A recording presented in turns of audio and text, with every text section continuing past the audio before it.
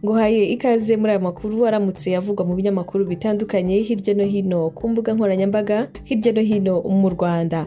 Ndababwira ko mu minsi 3 yonyine amatike y'igitaramo cya King James yashize ku isoko. Ni igitaramo ateganya gukora ku itariki ya mbere z'ukwezi kwa munani umwaka w'2026.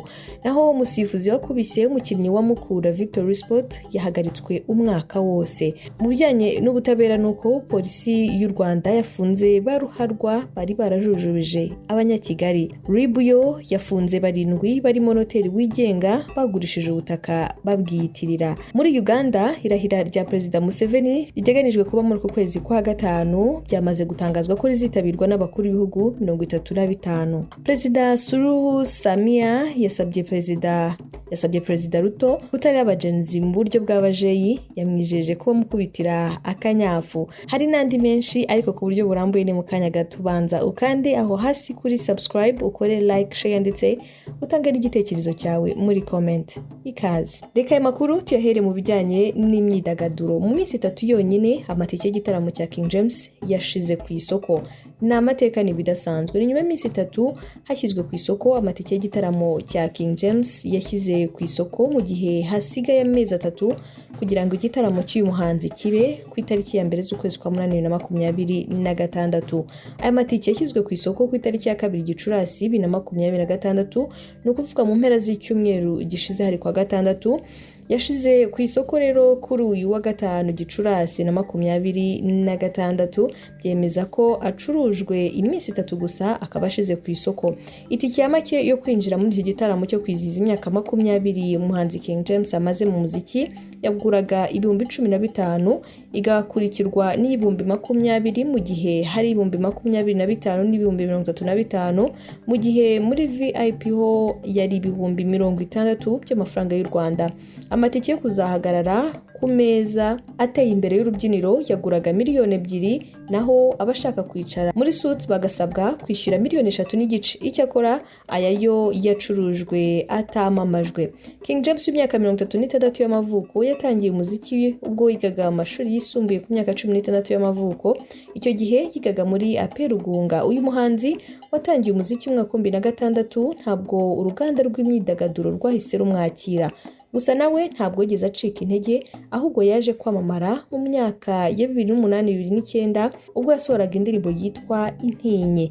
Kuva yafatisha mu ruganda rwa muzika, King James yahise afatiraho kuva ubwo asohora indirimbo imwe ku yindi, zose ariko zikundwa. Mu mwaka 2010 nibwo King James yinjiye muri Kina Music, yaramufashije gukora album ye ya mbere yise Umugisha, yasohotse uwo mwaka, ikurikirwa n'iya kabiri yise Umuvandimwe. Nyuma y'iyi album King James yasohoye izindi ndirimbo Biracyaza, Ntibisanzwe, Meze Neza, Urukundo, Ubushobozi, kugeza ku yitwa Gukura aherutse kwemerera abakunzi be mu mwaka ushize. Naho umusifuzi wakubise umukinnyi wa Mukura Victory Sport yahagaritswe umwaka wose. Ishyirahamwe ry'umupira w'amaguru mu Rwanda Ferwafa ryahagaritse umusifuzi Nsengiyumva Jean Paul wakubise umugeri myugariro wa Mukura Victory Sport Mbonyamahoro Sérieux amezi 12 kubera imyitwarire idahwitse. Uyu musifuzi wo ku ruhande yahagaritswe kandi imikino 5 kubera kutayobora umukino uko bigomba.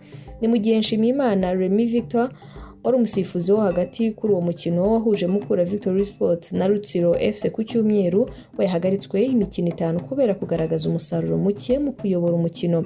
Iyi myanzuro yafashwe nyuma y'aho komisiyo ishinzwe imisifurire yanye ku wa mbere tariki ya 4 Gicurasi 2026 igasuzuma imikino yo ku munsi wa 29 wa BK Pro League, by'umwihariko umukino wabereye Huye wahuje Mukura Victory Sport ndetse na Rutsiro FC ku ya 3 z'ukwezi kwa 5 2026. Iyi komisiyo yavuze ko yagendeye ku itegeko rigenga imyitwarire y'abasifuzi mu Rwanda, Règlement du statut d'arbitrage 2026, raporo ya komiseri n'amashusho y'umukino. Komisiyo yagaye imiyoborere y'umukino yaranze Nshimiyimana Remy Victor wari umusifuzi wo hagati ahanishwa guhagarikwa imikino 3. Uyu musifuzi yahamwe n'amakosa yo gutanga penalty 2 zitarizo ku ikipe ya Rutsiro FC ndetse ntiyabasha kuyobora umukino neza ugende mu buryo rusange nk'uko yabisabwaga. Nsengiyumva Jean Paul wari umusifuzi wo ku ruhande we wa kabiri komisiyo yemeje ko yagaragaje imyitwarire idahuye n'inshingano hanishwa guhagarikwa amezi 12. Iyi komisiyo yavuze ko icyemezo cya tekiniki kitari cyo cyagize ingaruka ku buryo umukino warangiye, bityo ahanishwa guhagarikwa imikino 5. Polisi y'u Rwanda ikora mu mujyi wa Kigali yatangaje ko yataye muri yombi abajura 5 barimo abafatiwe mu cyuho bamaze gucucura abaturage. N'abajura bafatiwe mu mirenge ibiri y'akarere ka Kicukiro mu ijoro ryo ku itariki ya 4 Gicurasi 2026 hashingiwe ku makuru yatanzwe n'abaturage. 2 muri bo bafatiwe mu murenge wa Kigarama mu kagari ka Bwerankori mu mudugudu wa Nyenyeri. Abo bombi bafashwe nyuma y'uko umuturage bari batereye urugo, atabaje polisi ihageze isanga binjiye mu nzu batangira kwiba ibikoresho byo mu nzu birimo imyenda n'inkweto. Umuvugizi wa polisi mu mujyi wa Kigali CIP Gahonzire Weras yabwiye ikinyamakuru Igihe dukesha iyi nkuru ko abandi bajura 2 nabo bafatiwe mu murenge wa Kigarama mu kagari ka Kigarama mu mudugudu wa Bwiza bamaze kwambura umukobwa wigenderaga bamufatiyeho icyuma.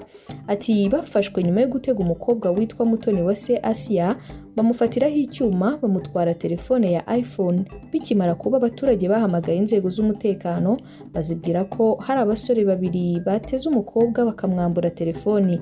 Polisi yahise itabara, abo basore barafatwa na telefone bari bibye bakiyifite. Undi mujura umwe yafatiwe umurenge wa Gahanga aho yaramaze gutegera mu nzira umukobwa witwa Imbabazi amwambura telefone, indangamuntu n'igikapu cyarimo inkweto.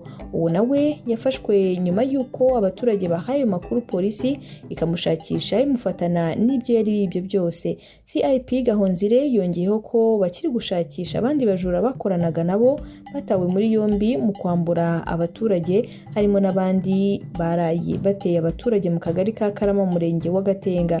Yijeje abaturage umutekano ariko abasaba gufatanya mu gutanga amakuru, ariko anaburira abafite umugambi wo kwishora mu bikorwa nk'ibyo. Yongeye ariko gusaba abaturage gutanga ibirego mu gihe bibwe, kubera ko hari igihe abajura bafatanwa ibintu ariko nta watanze amakuru bakabura uwo babiha, bikaba byatezwa cyamunara, ndetse no kugira nimero za telefone za ba komanda ba polisi kugira ngo bayitabaze mu gihe bibaye ngombwa. Urwego rw'igihugu rw'ubugenzacyaha RIB rwo rwafunze noteri wigenga ukorera mu karere ka Rubavu witwa Imanirakiza Issa Naftal n'abandi 6 bakurikiranyweho ibyaha birimo kwihesha ikintu cy'undi hakoreshejwe uburiganya no gukoresha inyandiko mpimbano. Abafashwe barimo kandi Nkundimana Tarsise, Nsabimana Straton, Harerimana Jean Paul, Mukeshimana Marie Louise, Ndagijimana Daniel ndetse na Ndagijimana Jean.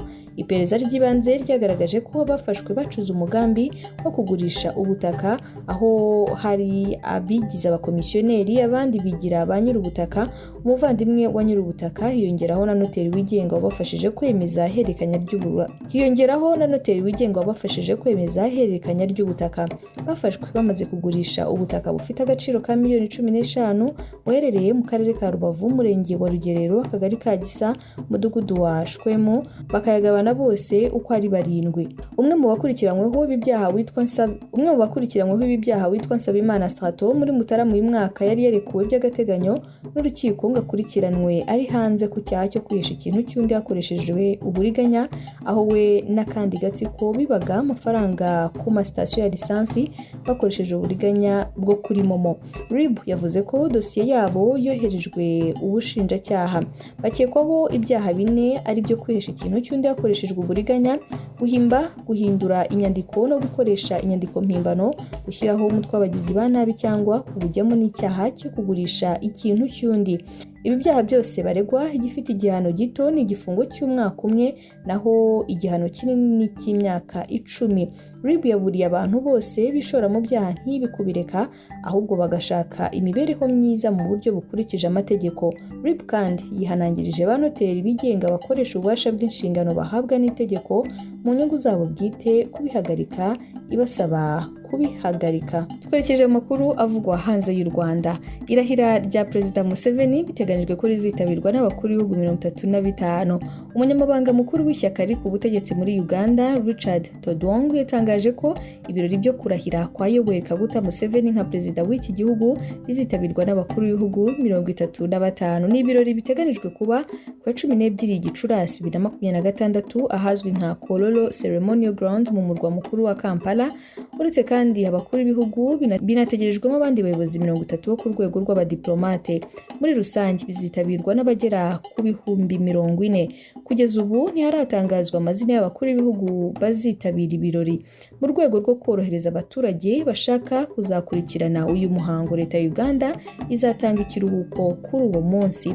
Muri Mata 2026 nibwo perezida wa Uganda Yoweri Kaguta Museveni yongeye gutsinda amatora y'umukuru w'igihugu ku majwi 71.6%, ahigitse abandi bakandida 7 bari bahatanye. Amatora ya perezida wa Uganda yabaye ku itariki ya 15 Mutarama 2026.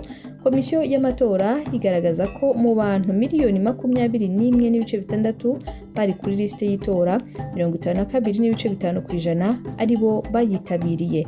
Perezida Yoweri Kaguta Museveni yafashe ubutegetsi mu mwaka wa 1986.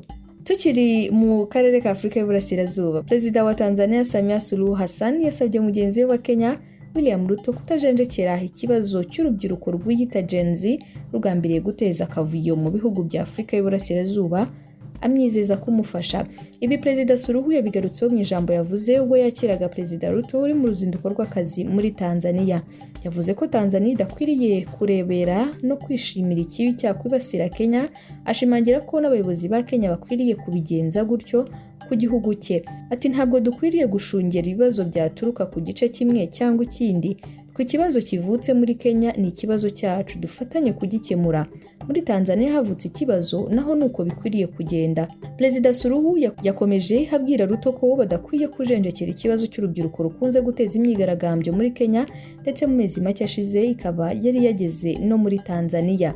Yamubwiye ko bakwiriye gukorana mu guhangana n'urubyiruko. Ati uyu munsi mu gitondo naganiye na Perezida Ruto ku buryo bwo guhangana n'aba bana bacu bita rya zina muzi, bivuga nk'urubyiruko rwo muri Afurika y'Uburasirazuba, ku buryo bajya hose kurwanira demokarasi, bateza akavuyo hano, bateza akavuyo hariya, batwike hano, batwike hariya, batesha umutwe leta zabo. Nabwiye Ruto nti ibi bintu ntabwo dukwiriye kubijenjekera, ntidutoranya abatanzania cyangwa abanyakenya, nibazi wanjye mbakubita akanyafu, nibazi wawe nawe ubakubita iminyafu kugira ngo bajye mu murongo. Perezida Suluhu atangaje ibi mu gihe Kenya ikunze kwibasirwa n'imyigaragambyo iyobowe n'urubyiruko ruba rutaka ko rwirengagijwe n'igihugu cyabo. Mu mwaka wa 2025 imyigaragambyo nk'iyi yari imenyerewe muri Kenya, yabaye no muri Tanzania nyuma y'iminsi mike habaye amatora y'umukuru w'igihugu. Urubyiruko rwo muri Kenya rwagiye rushinjwa gutegura imyigaragambyo mu bindi bihugu nka Uganda ndetse na Tanzania. Aho n'ubundi mu gihugu cya Tanzania, Perezida Samia Suluhu Hassan yasabye Didier Drogba kuba ambasaderi wa Tanzania muri CHAN bazakira. Perezida Samia Suluhu Hassan yasabye rurangiranwa Didier Drogba wahoze ari rutahizamu wa Chelsea na Cote d'Ivoire kuba ambasaderi wa Tanzania mu gikombe cya Afurika cya 2027 cy'igihugu kizakira gifatanyije na Uganda na Kenya. Ibiro bya Perezida Samia bivuga ko ibi bimusabye mu ruzinduko harimo ubwo yakirwaga mu biro bya Perezida mu murwa mukuru Dodoma. Samia yasabye kandi Minisiteri ifite imikino mu nshingano gufatanya na Drogba ngo asangize ubunararibonye bwe ibigo bitoza umupira w'amaguru muri Tanzania. Drogba yageze muri Tanzania ku wa mbere ku butumire bwa Minisitiri Paul Makonde ufite imikino mu nshingano. Didier Drogba y'imyaka 48 n'umwe mu bakinnyi b'ibigwi bikomeye muri Afurika no ku isi. Yamenyekanye cyane ubwo yakiniraga Chelsea yo mu Bwongereza, aho yatsindiye ibitego 164, agatwara ibikombe 4 bya English Premier League na 4 bya FA Cup.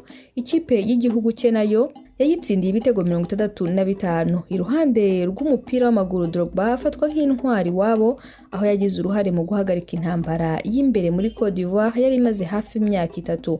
Nyuma yo gufasha igihugu cye kubona itike y'igikombe cy'isi cya 2006, yagiye kuri televiziyo asaba impande zari zihanganye gushyira intwaro hasi, anazihamagarira mu biganiro. Kenya, Uganda na Tanzania bizakira igikombe cya Afurika kuva muri Kanama kugera muri Nyakanga 2027. Ngayo nguko nayo amwe mu makuru aramutse avugwa muri iki gitondo cyo kwa gatatu tariki ya 6 z'ukwezi kwa 5 mwaka 2026. Anza ukande subscribe niba utarabikora, kora like, share ndetse utange n'igitekerezo cyawe aho hasi muri comment. Reka nsoreza aha dusubire mu masaha ari imbere.